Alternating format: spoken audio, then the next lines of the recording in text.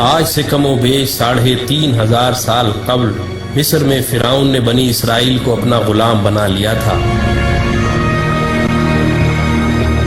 جب حضرت موسیٰ علیہ السلام بنی اسرائیل کو غلامی سے نجات دلوانے کے لیے مصر سے نکلے تو فرعون انتہائی تکبر سے بنی اسرائیل کے تعاقب میں اپنی عظیم فوج کے ساتھ روانہ ہوا،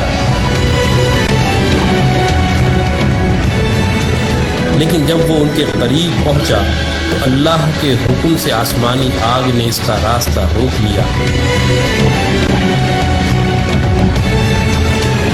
اس وقت حضرت موسیٰ علیہ السلام نے سمندر میں اپنا عصا مارا تو بحر قلزم 2 حصوں میں تقسیم ہو گیا اور لاکھوں کی تعداد میں بنی اسرائیلی سمندر کے درمیان بننے والے اس عظیم راستے سے گزر گئے۔ اور جب فرعون کی فوجوں نے اس خشک راستے سے گزرنا چاہا تو اللہ نے سمندر کو آپس میں ملا کر ان کو غرق کر دیا۔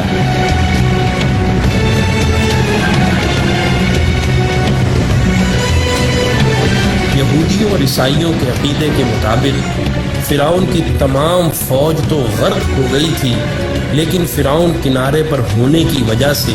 ڈوبنے سے بچ گیا تھا اور بعد میں وہ اپنی طبعی موت مرا تھا۔ 1898 میں مصر کی مشہور کنگز ویلی دریافت ہوئی، جہاں مختلف مقبروں میں فرعون سمیت دیگر کئی بادشاہوں کی حنوط شدہ لاشیں دریافت ہوئیں۔ اس دریافت کے 83 سال بعد 1981 میں جب فرعون کی ممی خراب ہونے لگی تو اس وقت کی مصری حکومت نے فرانس سے درخواست کی کہ وہ فرعون کی ممی کو نہ صرف خراب ہونے سے محفوظ کرے بلکہ اس کی موت کی اصل وجہ بھی معلوم کرے۔ جب فرعون کی ممی کو ایئرپورٹ پر لایا گیا تو فرانسیسی صدر متران سمیت تمام وزراء، افواج کے کمانڈروں اور فوجی دستوں نے فرعون کی ممی کو اس طرح سلامی دی جیسے ایک عظیم بادشاہ کو دی جاتی ہے۔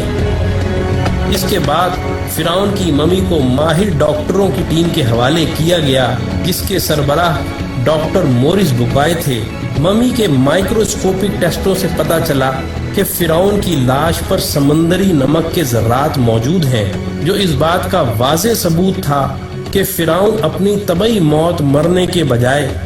سمندر میں ڈوب کر مرا تھا، جس کے فوراً بعد اس کی لاش کو سمندر سے نکال کر حنوط کر دیا گیا تھا۔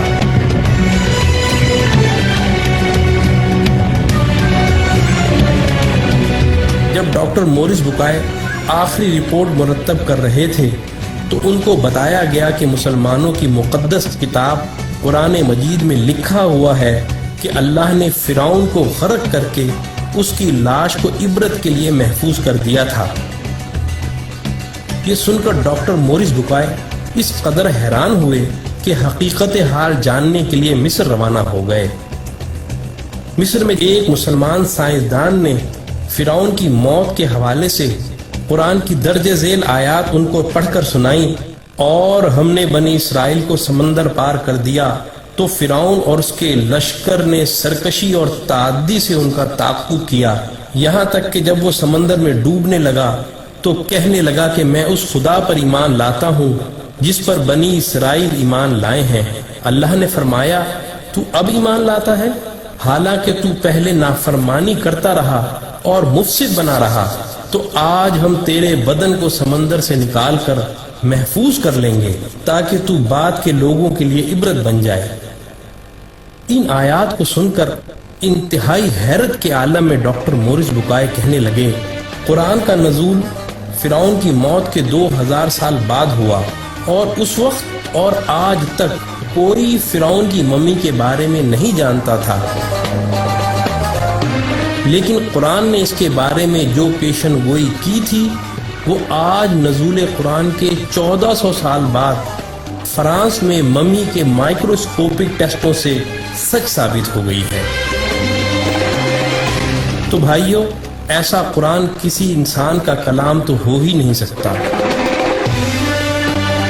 یقیناً یہ اللہ کا کلام ہے۔ یہ کہہ کر انہوں نے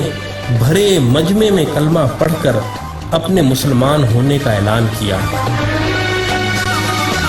یہی وہ ڈاکٹر مورس بکائے ہیں جن کی مشہور زمانہ کتاب قرآن، بائبل اور سائنس نے آج پوری دنیا میں تہلکہ مچایا ہوا ہے۔